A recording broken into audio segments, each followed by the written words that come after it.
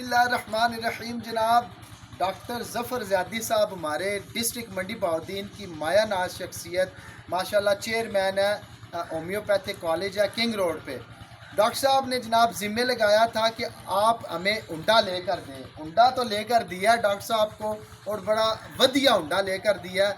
अब डॉक्टर साहब कह रहे हैं जनाब मुझे एक डाला पसंद आ गया, ये सेल कर दें और मुझे जो है वो डाला लेकर दे। जी डॉक्टर साहब, पहली डील हमारी कैसी लगी आपको? बड़ी अच्छी डील सी जो बड़ी मुनासिब तुसी गड्डी लैके दित्ती है ते बड़ी अच्छी डील है अमर भाई।